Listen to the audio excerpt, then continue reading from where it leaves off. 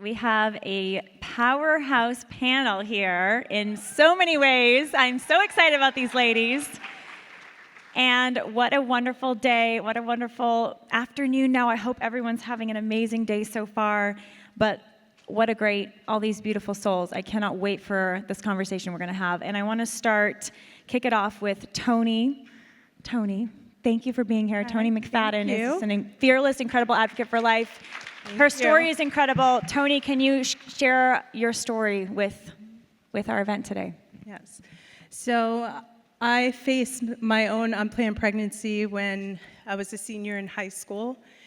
And I believed the lie that if I had the abortion, that my parents would never find out, that I could just go on with my life, and then my unstable relationship would survive.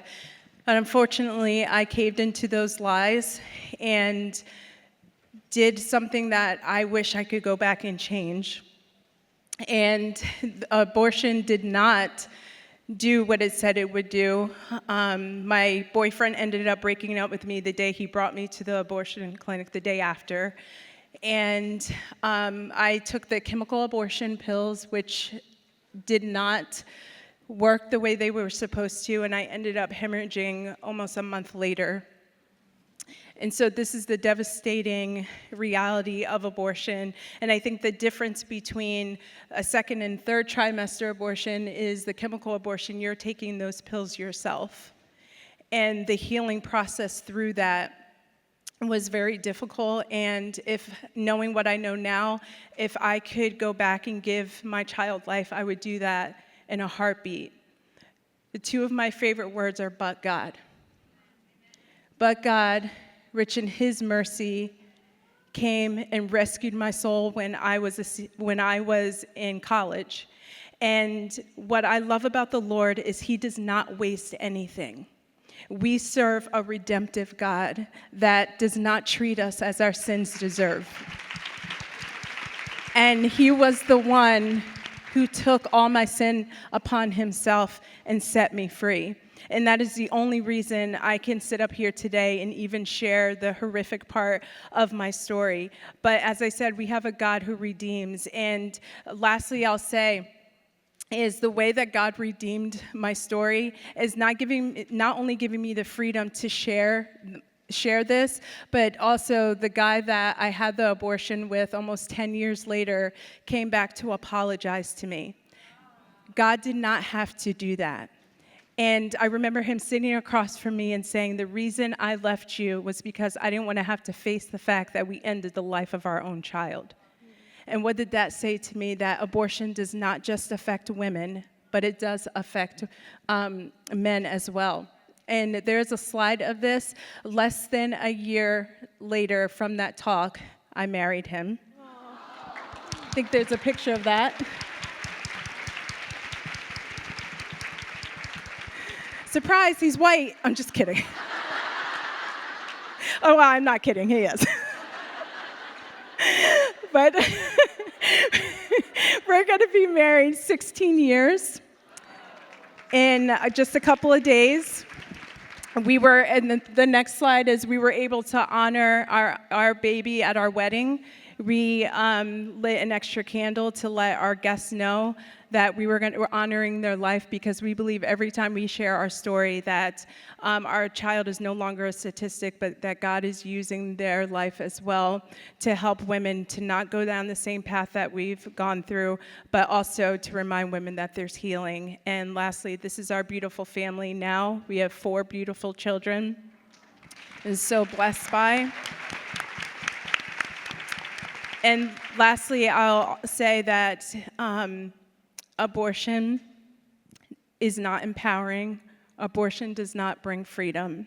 The only freedom that can come is from our Lord Jesus Christ. And so if you are sitting here and you have gone through this, redemption can be found in Jesus Christ alone. Thank you.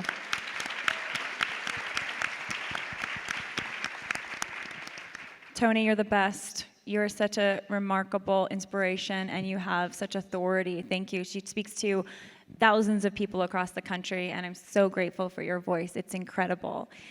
We have four incredible stories here, four incredible women. I'm going to ask Lyanna, my dear Lyanna, to share your story. Also, her courage is absolutely inspiring. Lyanna, can you share your story? Thank you, Lila. Hi, everyone. Thank you for having me. I was kidnapped when I was 12. I was taken by two men, and I didn't know what they want. I was sexually abused, and they left me for dead. I didn't think I was going to be coming back home, and it was one of the worst moments of my life because I was not raised Catholic or with any religion, but I remember I prayed to God so they would let me out, but they didn't. So I didn't even believe in God at that time. Eventually, they found me.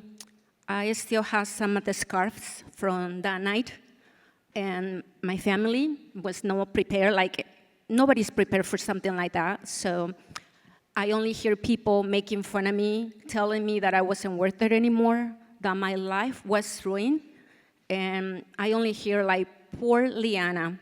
So remember those words make me feel like I was not worth it anymore, and I decided to end my life. So I overdosed, and I was rushed to the hospital where they told me that I was pregnant. And they told me, but you don't have to live with the consequences. It's legal to have an abortion, and you have that right. But I was just thinking, why he wants me to have an abortion if the only thing I need is support. I need love, I need empathy, I need help. I don't need to have an abortion. But then I asked the doctor, so if I had this abortion, would this make me feel safe to go outside again? And he said no. Then I asked him again, will my nightmares be taken away? And he also said no. So if the abortion is not going to undo the rape, why would you want me to have an abortion? And then he was just looking at me kind of upset. And he's like, well, the product, he didn't even call my baby a baby. He said the product will always be a reminder of your rapist. You don't even know what kind of blood, what kind of genes, and this is going to be a reminder forever. And I told him, isn't not this like a double rape? Because it's not going to undo the rape, and why would I punish my baby? My baby has my blood, my genes. And he said, well, it's not going to, your baby's not going to, your product will not survive. So they did an ultrasound, and they didn't even show me. And I was only 12, so I didn't even know, can I see my baby? But they told me, can you hear the heartbeats of your baby? In that moment, I knew that I wasn't alone anymore, that I have a purpose. And my baby brought me joy, especially she brought me hope. And I just knew that my baby deserved a better life than the one that I have. And she was so worth it. She's my first love. She brought me so much happiness, but I found a purpose in maternity, even though it was one of those cases where they say, you need to have an abortion. But I wasn't going to my baby only brought me happiness, and she helped me to heal. I'm not going to say it was easy. I was only 12. But she gave me the strength to go on, find a job, go back to school, and after many years listening to people that were telling me that I started early because I was with a baby, single mom, I just knew one day it was going to be worth it. And that's when I decided to start going to abortion clinics and go back to school. And I became a journalist from UCLA. And I decided that I wanted to spend the rest of my life talking about babies like mine, that they are not second-class citizens because the way they were born. They have all their dignity, and they have a purpose. And I honestly don't know what would I do if I didn't have my daughter. She showed me what real love is, and She used to tell me, "Mommy, thank you for giving me my life," but actually, she's the one who gave me my life back. Because without her, I would not be here.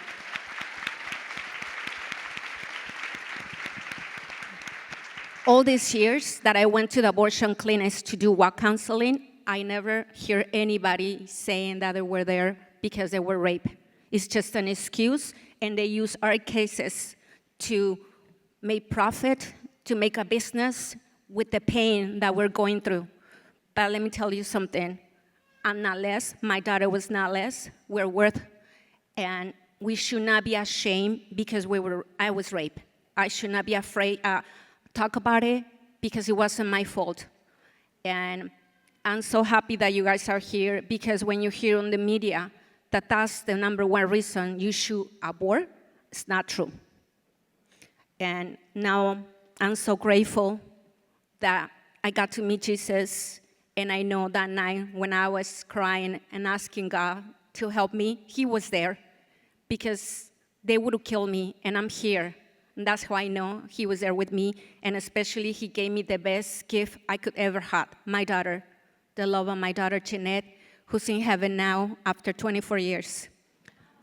But because of her, I'm the woman who I am today, and I want to spend my life helping girls that they went through sexual abuse, and all these little girls and women that they need help, because I want to show resilience, and I want to show them that our life matters, and we are here for a reason, just like you guys are here for a reason.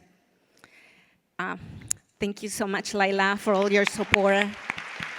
Thank you.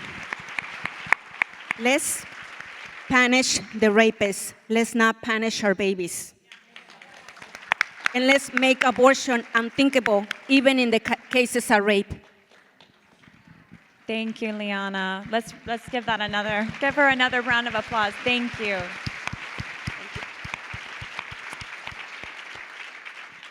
I first met Chloe, who is going to share here in a minute. I think it's almost 2 years ago now, Chloe.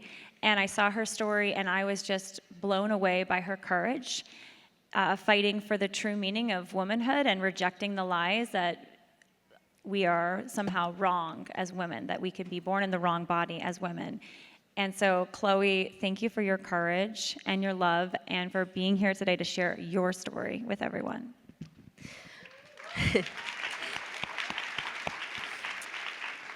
Well, thank you, Lila, for everything that you have done in the fight for children, and I'm so grateful to Live Action for all of the strong women on this panel here today. I am a detransitioner, somebody who has been through the process of a social and a medical gender transition. And in my case, I personally went through all of that before I was an adult. Before I could even legally drive a car, I was placed on puberty blockers and testosterone at the age of 13, and I had my breasts removed from my body at 15 years old. Where my feelings really came from was not me being born in the wrong body. Because no child, no man or woman is born wrong, and God never makes mistakes.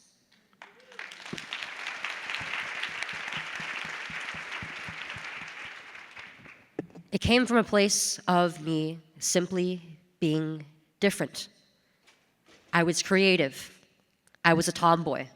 And in many ways, I struggled to connect with those around me, especially my peers. But this did not take away from my strength or my beauty as a woman. But I was led by the world and the culture that I was born and raised in to believe that it did. That I was less than.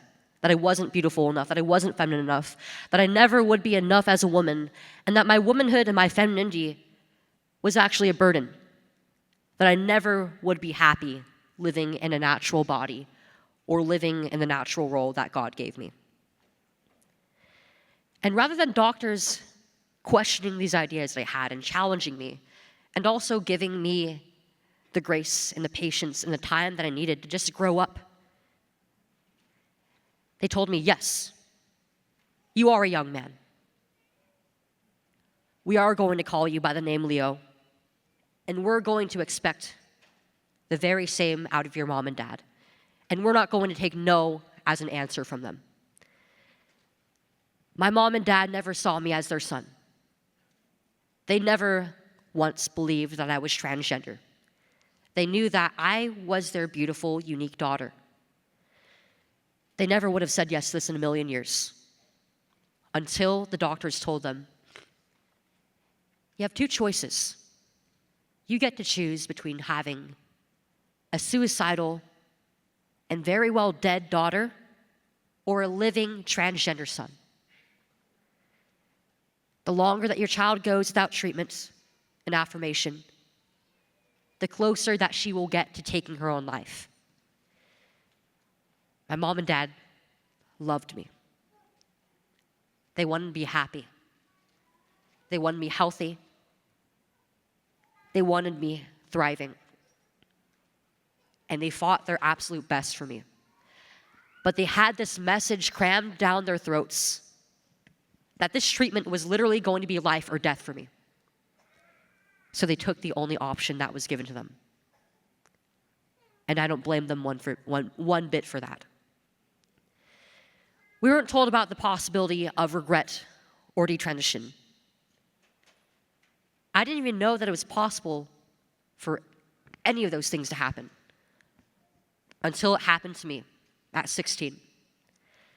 Less than a year after my surgery, reality hit me like a train.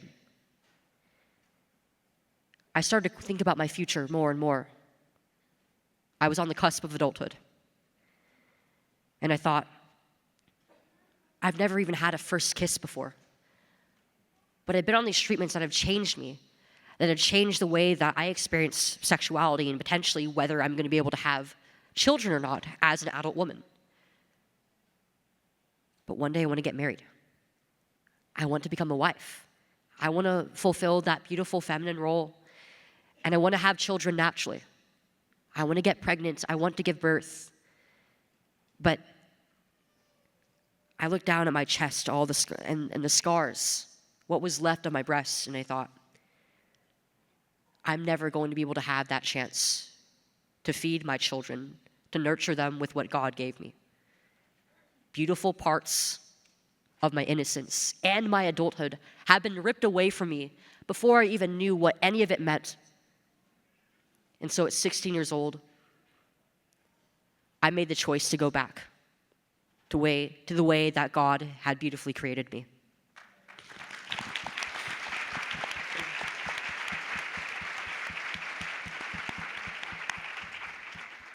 It was incredibly difficult at first. It seemed like such a daunting task because I lost everything that I had had. The entire foundation of my teenage years completely wiped away by this one decision. I lost my identity.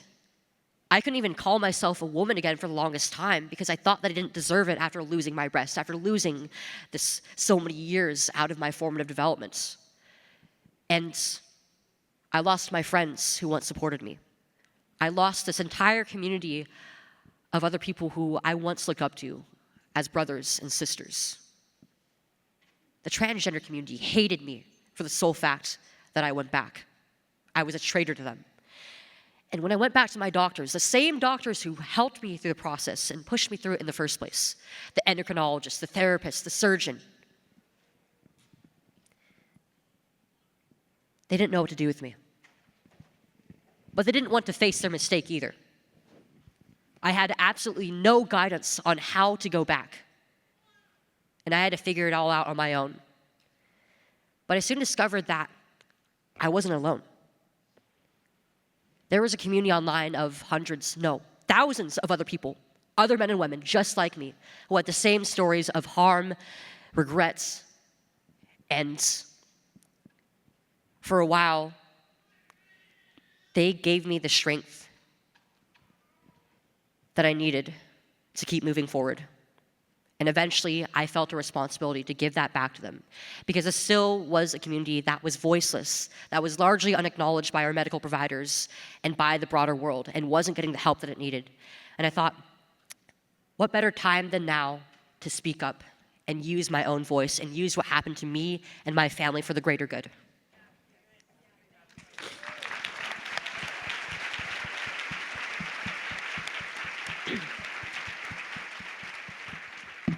I was 17 years old at the time, and it's been 3 years. I'm 20, going on 21. And it has been the absolute wildest ride of my life yet. I went from being just a shut-in who dropped out of high school and played video games all day to speaking on public stages, to speaking in various legislatures across the country, and even abroad. I've helped to write and pass various laws to protect our children throughout all 50 states.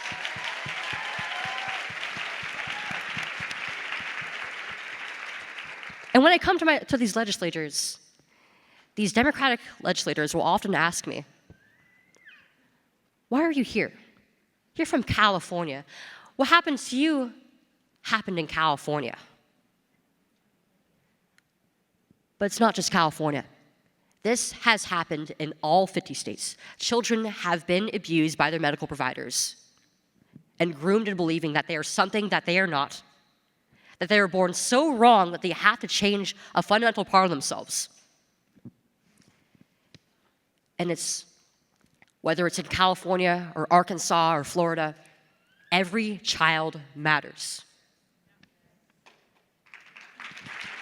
Whether they're already here, whether they're unborn, every single one of us has a responsibility to look after our children and foster their innocence. Every child deserves the chance to grow up healthy, to grow up with all their body intact, and to be loved as they were beautifully created.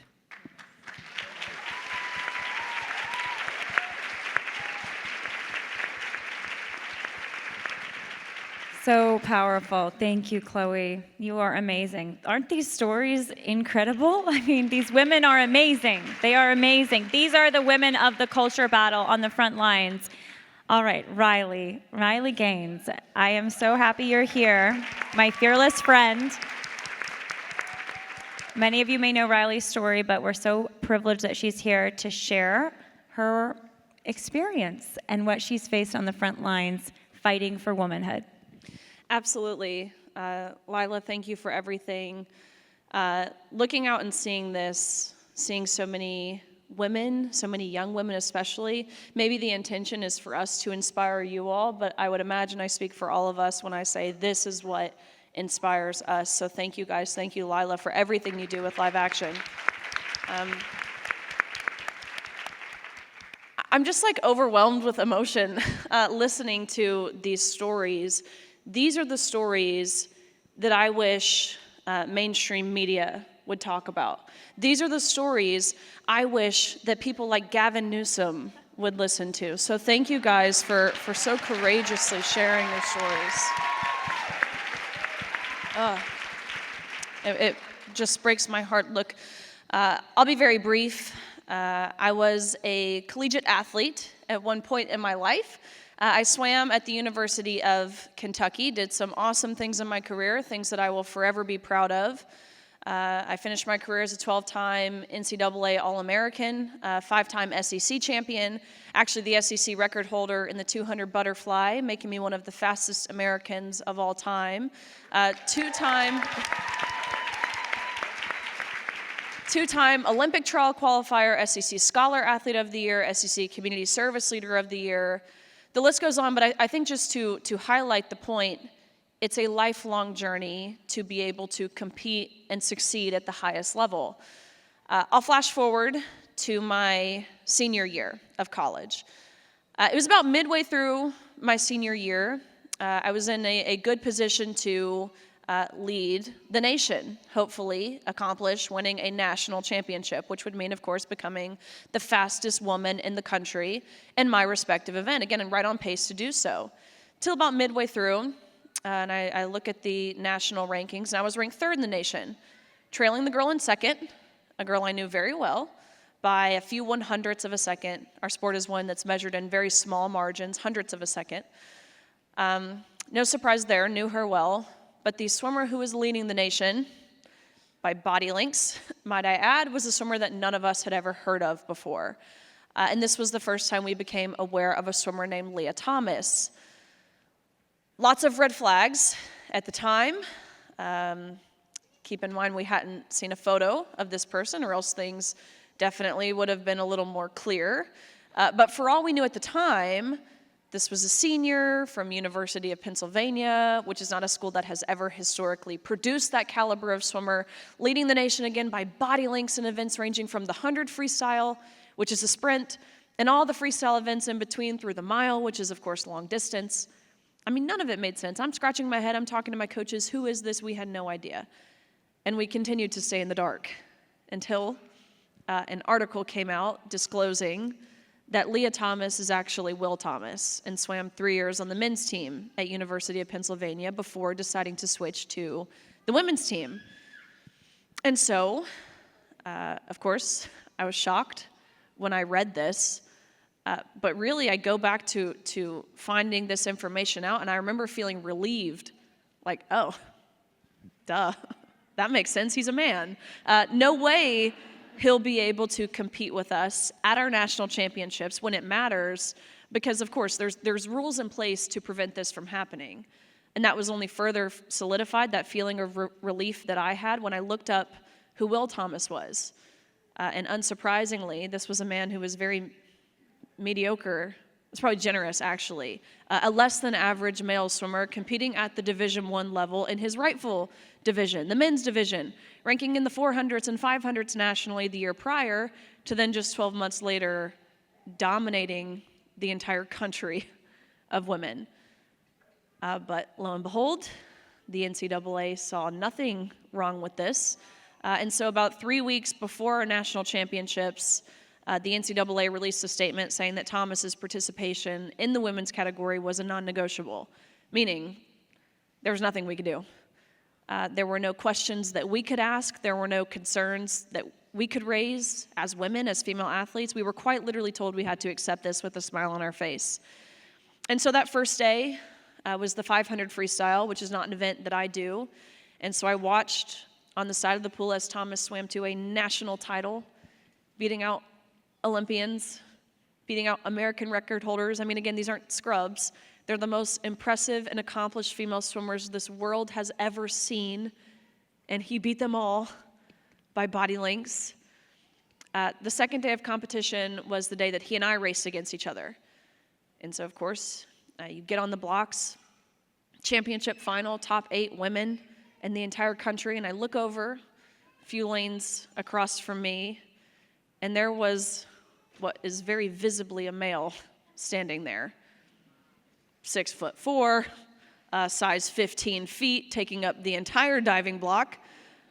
Visible from his side profile is not only his Adam's apple, but to be pretty explicit, which if we had to see it, I feel like it's only fair you guys at least have to hear about it. The bulge in his women's swimsuit. We dive off, we swim 8 laps of freestyle. I touch the wall at the end, and I turn around and I look up at the scoreboard. And almost impossibly enough, we had gone the exact same time down to the 100th of a second, meaning we tied.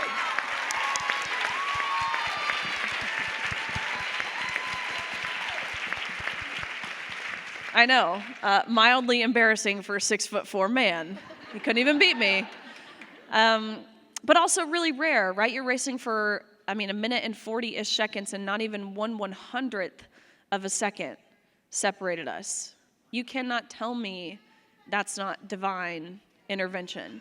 But anyways, what really thrusted me over the edge into no longer being willing to stay silent in the way that we all were being, we go back behind the awards podium after the race concludes. The NCAA official looks at both Thomas and myself, again, him towering over me, and this official says, "Great job, you two, but you tied, and we don't account for ties. We only have 1 trophy, so we're going to give that trophy to Leah.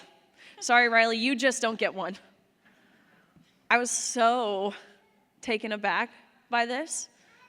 And to be very clear, it was never about the tangible object. It was never about the trophy itself. Okay, being a 12-time All-American, I have lots of those at home. It was never about the object. Of course, it was the principle behind why they were doing what they were doing, and so I asked the dreaded question, the question of why. The question no one dared ask all season. I said, why are you giving the trophy to the man in the women's 200 free? To which he didn't have an answer. They didn't give him a script of what to say when someone asked the question why. And so he was caught off guard, not prepared for this. We had been instructed never to ask why. Don't question anything or else we will reprimand you. And so he's honest, and I appreciate his honesty. He looks at me and he sounded sad. He looked sad. I could tell he didn't even believe what he was about to say. And he says, I'm so sorry, but we have been advised as an organization that when photos are being taken, it's crucial that the trophy's in Thomas's hands. You can pose with this one, but you have to give yours back. Leah takes the trophy home. You go home empty-handed. End of story. So that's the unfairness of it. But again, when you couple that with the locker room scene, which it's impossible to put into words, the feelings of just utter violation and betrayal. I mean, put yourself in our shoes. Better yet, put your daughters in our shoes. You're in a swimming locker room. Not sure if any of you are familiar with this environment, but it's not necessarily a place of modesty, if you will. These suits that you're putting on, they're skin tight, they're paper thin. It takes 15, 20 minutes to really poke and prod yourself into these suits, which that's 15 to 20 minutes of which you're fully exposed. I cannot even describe the feeling of being in this space. You're chatting with your friends. It goes dead silent. You turn around and there's a 6'4" man taking off his women's swimsuit, fully naked, fully intact, fully exposing himself, inches away from where you were simultaneously fully unclothed. Feelings of just betrayal. Again, this was an institution, the NCAA, that I trusted, that I loved, that I dedicated my life to, quite frankly, that I believed had my best interest at heart. And without even a blink of an eye, they threw our rights to privacy as women entirely out of the window. And again, I think kind of the final part for me into taking that initial leap of faith and putting my name and my face to this is realizing behind the scenes, and I think even after the fact, just how much we were emotionally blackmailed into silence. How we were told, you will lose your friends, you'll lose your scholarship, you'll never get a job, no one will ever hire you. You know, Riley, you want to go to dental school. No dental school will ever even look at your application if you speak about this. Is that worth it to you? They would bring in what they called outside professionals who would make us go through sensitivity training to learn how to use she, her pronouns in a sentence. As a 21-year-old senior in college, more outside professionals who came in, sat us down and said, look, girls, you know what it sounds like you're advocating for, especially in regard to the locker room, that sounds a lot like segregation. And you know who else advocated for segregation? The KKK. And is that the side of history that you want to be on? Akin to white supremacists and racists? No, I don't think so, so I suggest you be kind. Bringing in more outside professionals, never telling us what the qualification was, by the way, for being an outside professional. That's just what they labeled them. Who told us, look, your rhetoric, understand someone somewhere could harm themselves because of it, and that would make you solely responsible. And that would make you responsible for potential death, and that would make you a murderer. And you don't want to be a murderer, do you? No, so I suggest you be inclusive. That's what they told us. That's why so few were willing to put their name or their face to this, not because they thought this was fair or righteous or just or moral by any means, but because they were terrified, and understandably so. So all that to say, that is ultimately what has led me to this activism. I'm very proud to call myself an activist, by the way. I was hesitant at first because I think naturally you picture someone with like blue hair who's like screeching. But I'm a very proud activist. I think we need more activists. That is what has led to this activism journey. But I think the final cherry on top, and partially why I'm so emotional listening to these stories, is my husband and I, we found out in January that we are expecting a little baby girl, which just feels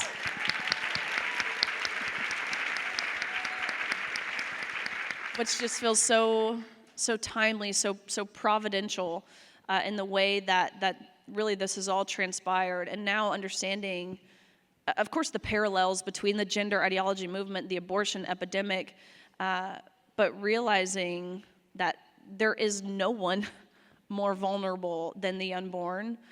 So just very grateful to be here, and again, for everything that Live Action and the women on this stage are doing. Amazing. Thank you, Riley. Amazing. Whoa, we have a powerhouse panel. Okay, so ladies, each of you, directly by speaking out, whether it is against abortion, the killing of our babies, against the justifications for abortion, like you speak, Lyanna, against gender ideology and the lies that it says about womanhood, you have all received pushback or challenges in doing that. And I'd like to start with you, Toni. How have you dealt with challenges that you get because of your platform to speak out? I know people say that you are a hypocrite or that you shouldn't be speaking. You get all kinds of hate, all of the women up here. But starting with you, Toni, what has that looked like for you, and how have you handled the pushback, whether it's from inside your own, your own struggles, or it's external? How do you stand up despite the attacks that you receive? Well, I think when I look back now, God is always preparing us for our purpose. And I had to sit in the pain of what I did. I couldn't just look at, oh, the doctors lied to me, my boyfriend pressured me. There was a point in time where the healing process for me was sitting with my Savior, understanding the depth of what I did, that I ended the life of my own child, and that wickedness, apart from Christ, that's who I am. And so being grounded then in the identity that God has forgiven me, that He is the only one who could set me free, that going back to the gospel is when people are saying these things that are against my character, it's not even, it's about Him. So my story isn't even about me, it's about setting other people free. So when I'm making it about others, about the vulnerable, and I'm not making it about me, that's powerful. And I think the other piece is being rooted and grounded in the Word, because that's where the truth comes from. There's only one truth. And then surrounding myself with people who are fighting this cause too, that are so encouraging, because yeah, you get a lot of hate, and usually when you do that, you're probably in the right place when you're doing that. And I think also realizing, being a voice for the voiceless, someone has to be that. And, Lila, just thinking about what you said in the beginning of this morning, I was thinking about this quote I always use when I go out and I speak at banquets or wherever. And it says, when our grandchildren ask us where we were when the voiceless and the vulnerable in our era needed leaders of compassion and purpose, I hope that we can say that we showed up, and we showed up on time. And so I just keep being a voice, keep doing what God has called you to do, and it's worth it. It's worth it.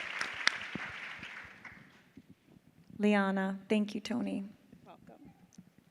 What about you, Lyanna? How do you deal with attacks, people who attack you for your story, your testimony, your decision to choose life? How do you deal with all of the external and internal attacks that I know that you face, and you still courageously show up and share your story and speak out for life? My daughter showed me that always love is stronger than hate and violence. And she told me, show them what are you made of, prove them wrong. And that such a little person showed me more than everybody in my life. And through her love, I learned to be strong. And I wanted to prove that my life was in ruin, that I was gonna make something out of my life.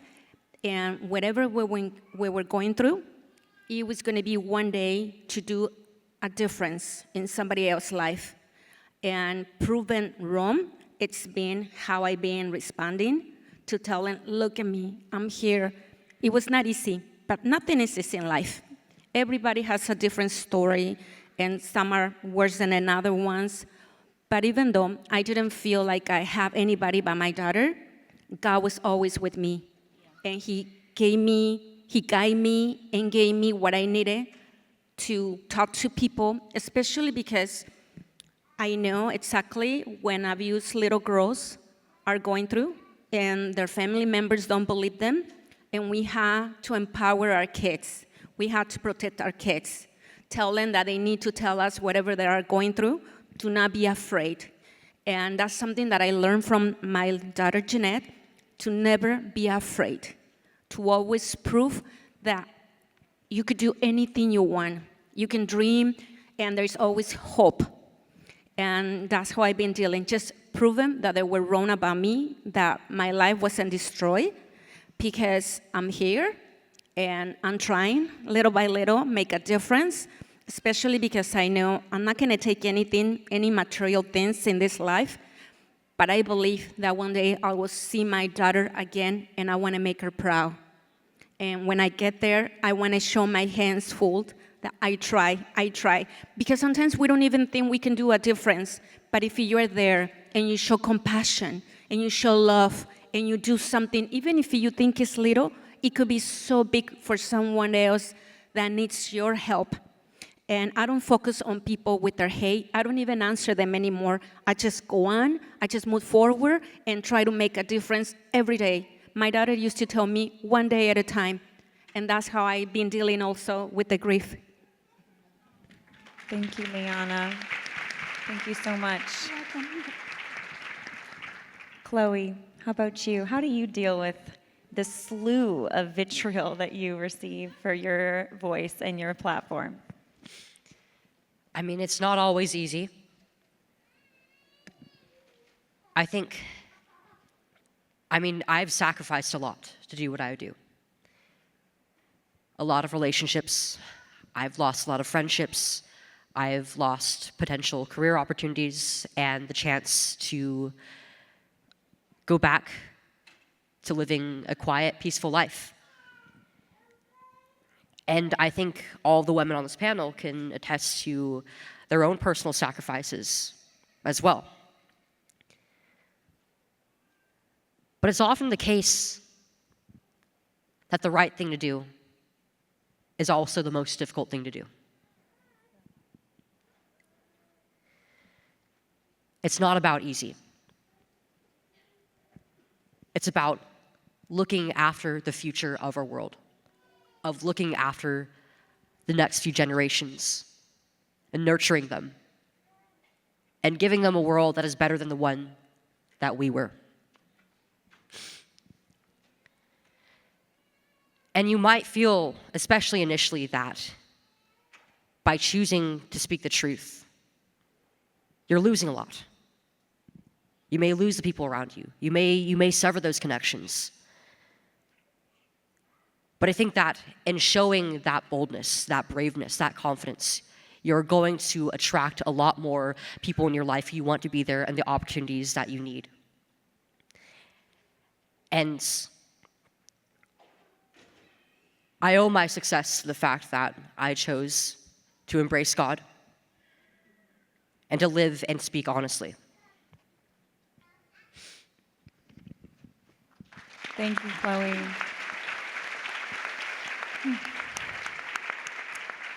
If folks spend time on X, I know some of you do here, tracking social media craziness, Riley has recently been getting special hatred, more than usual, in the last few weeks from some very famous people, and she's beautifully responded.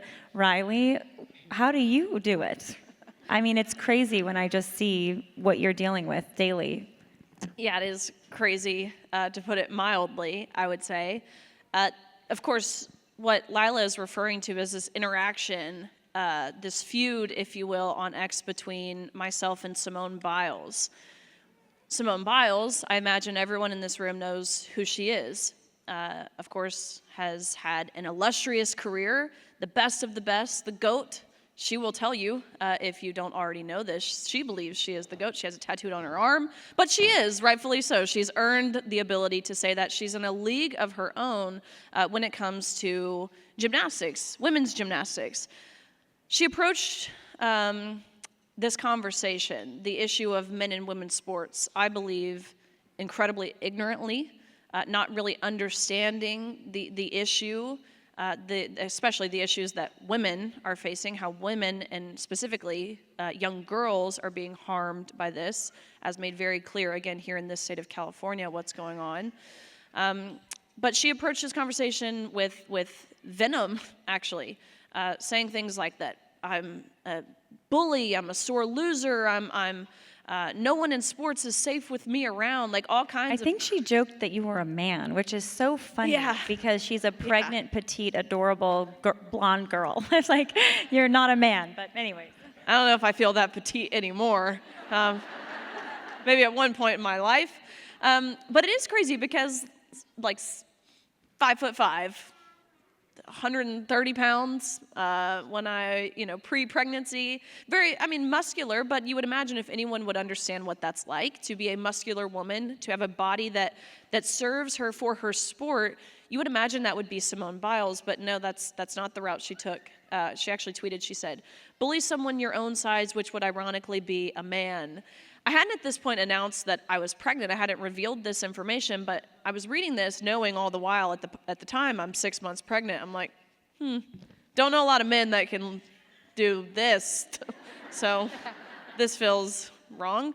But anyways, she came out afterwards, and I say afterwards, it was after a full 48, 72 hours maybe of getting absolutely dragged online to the point where I almost felt bad for her. Turned off her comments on social media. People saw this for what it was, actually. I think she forgot that we weren't living in 2020 anymore. We are living in the year 2025, and there has been a major culture shift, largely to thank because of Donald Trump being elected back into office. Anyways, that is one example of many of the heinous, profane, obscene, oftentimes violent situations that I have found myself in. Not too long ago, actually, I was in San Francisco, the beautiful place that is San Francisco.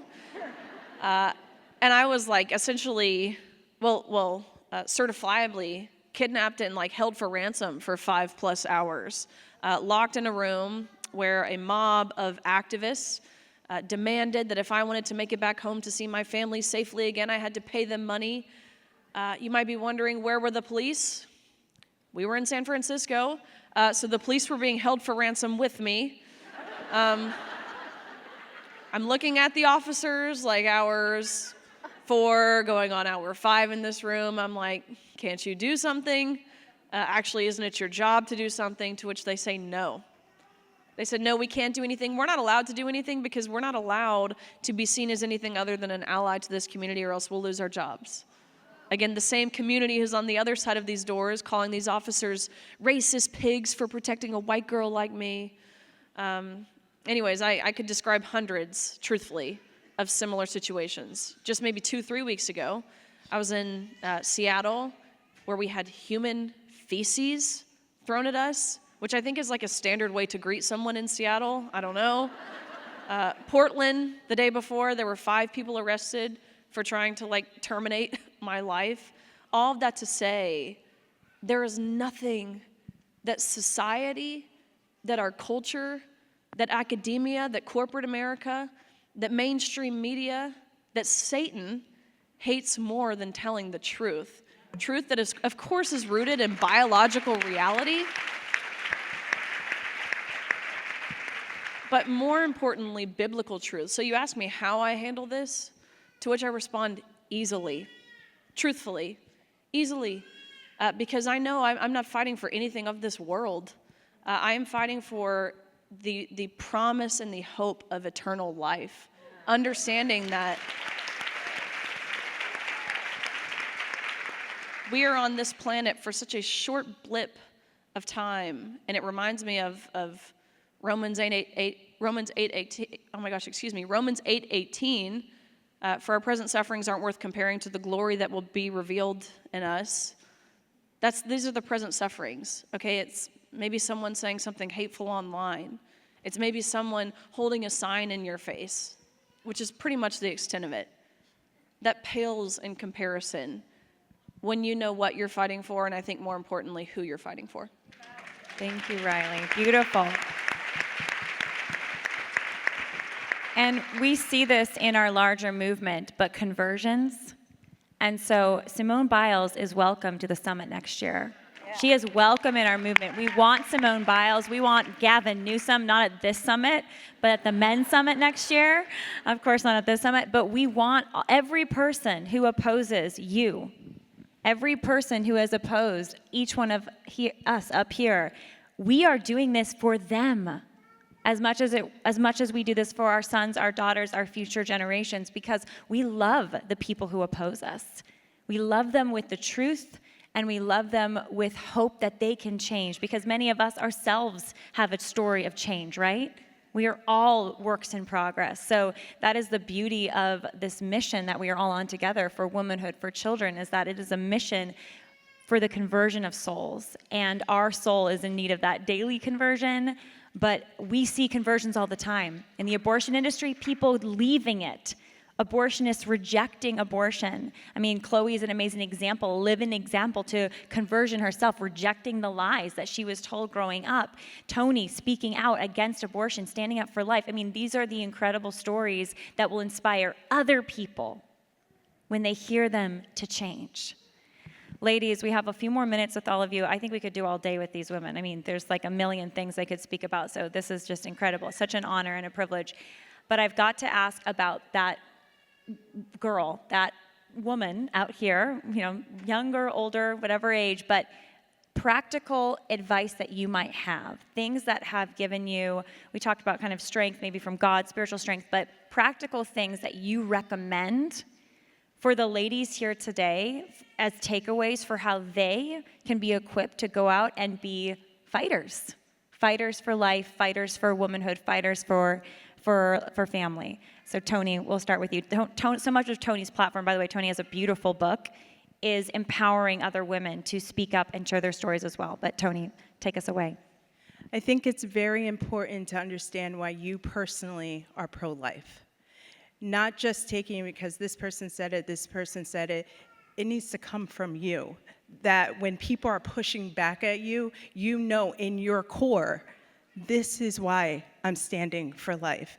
And that's something I had to wrestle with as well, because in the beginning, I was pro-life in certain areas, but then I heard Lila speak on the topic of rape. And I heard my friend talk about how he was conceived from rape, and he said, I'm not the residue of the rapist, I'm the resilience of my birth mom that gave me life. And that changed for me, and I was like, I am pro-life in every area. And so I think when you educate yourself and you understand why yourself, that's going to give you confidence as well. And even with the pushback, even with that, same as Riley said, when you know who you're fighting for, it makes it worth it. And I have come across people that when I ask them heart questions, I don't tell them what they should believe. I ask them questions and I draw out their hearts so that later, maybe they can think about it later about why they believe what they believe. And I think that is a picture of Jesus, because he loved to ask heart questions and get to the root rather than just the surface level. And we have that power to do that because we have the Holy Spirit resonating in us. So. Amen. Thank you. I will tell you not to be afraid. Go out there, make a difference, have compassion. Love will make a difference. That's what we need. All world needs love. I can see with all these pro-abortion people, they hate, they suffer, that are going through, and that's why they don't want babies to be here. But if everyone can make a difference every day, we're gonna change the world. Let's be proactive. Let's be pro-woman. In my case, people told me, what were you wearing? But it's not about that. It's about defending one another, protecting each woman, and especially starting in your home with your family, starting in your home and eventually go out there and just share love. Teach your kids to be resilient, to be brave, to never be afraid, and just keep sharing the word. Jesus is great. Amen. Thank you. I suppose it's a message that's a little bit more oriented towards the girls and the young women who are in the audience listening today. I'm somebody who knows what it's like to grow up feeling different, feeling like you're isolated, feeling like you're not enough, like you just can't fit into the culture around you. But I think that's actually a good thing. It's good to be different. Because to be different is to be strong. It's to have strengths that the other people around you might not have. And there's going to be a lot of growing pains in figuring out those feelings, especially when you're young. But if you give yourself time, if you give yourself the patience that you deserve, eventually you're going to learn how to hone those differences into strengths that you can use to build the world around you, to make the world a better place, to improve the lives of not only yourself, but also everybody around you. So be patient, be forgiving to yourself, and allow yourself to grow.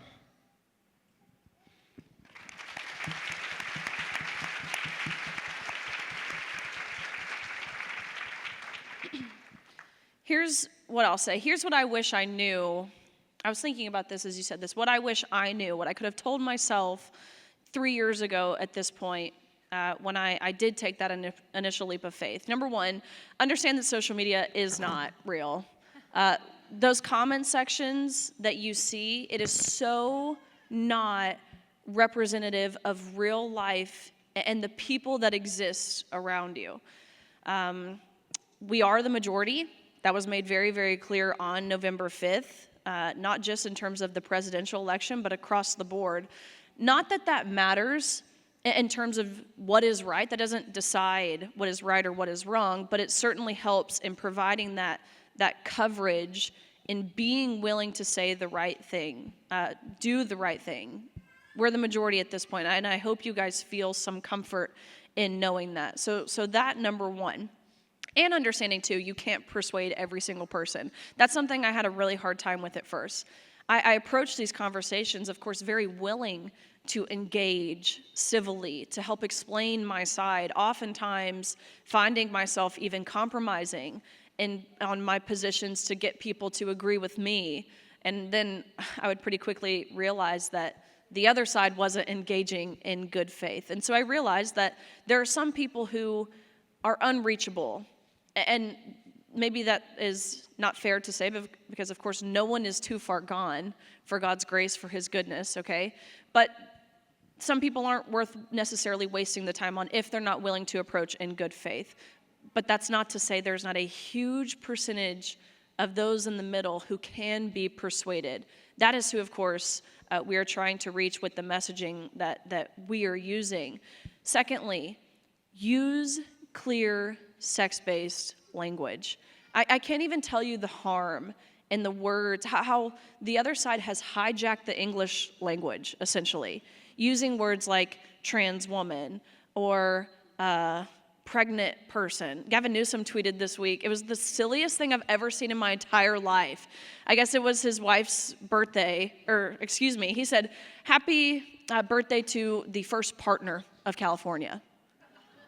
I had to read this a few times. I was like, if my husband referred to me as his partner, I don't even know what, that is unfathomable to me. Use clear sex-based language. People are desperate for it. It's just woman, not biological woman either. That's redundant. That's silly. It's implying that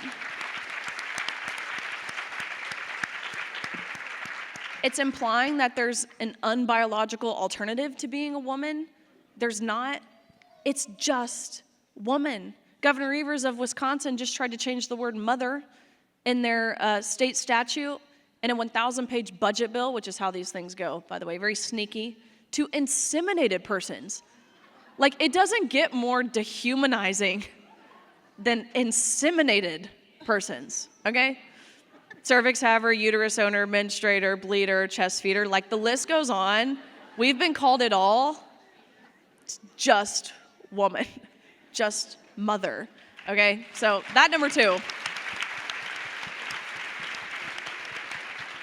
My grandma reads these articles, even like Fox articles, okay? Like this goes for everyone. And she's like, Riley, like, what is a trans woman? Like, I'm confused. Is that a man who's a woman or a woman who thinks he's a man or something in between? And half the time I'm like, I don't know, Gammy. Like, I don't know.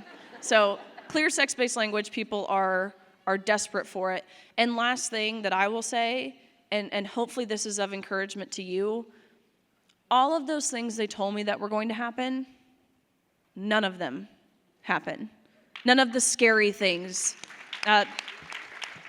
What kept me quiet for so long, basically all season, I would never get a job. It has only been opportunities for me. They told me I wouldn't get into dental school. I did get into dental school. I was in dental school. I was set to specialize in endodontics, which is root canals, weirdly enough. And I was in this moment of not knowing what to do. Like, I had been very quietly at the beginning of this, kind of pursuing this activism, not wanting any of my peers to know who I was, not wanting any of my teachers to know who I was, because I was scared that they wouldn't want to be my friend anymore. So I'm asking my husband, I knew I couldn't keep doing both of these things with the efficacy and with the success that I wanted to. And so I asked my husband, what do I do? He's like, well, just do what you want. I'm like, it's no help to me. I don't know what I want. So almost like in this moment of weakness, I called the dental school, like the admissions office, and I'm like, hey, like something personal has come up in my life. And they were like, Riley, just stop. We know who you are, and we know what you do. And I will never, ever forget this moment. She said to me on the phone, she said, and we love what you do. She said, if you're looking for an answer, some guidance, like we can't tell you what to do, but she said, what I will tell you is you will have far more impact fighting that fight than you will ever have being a dentist.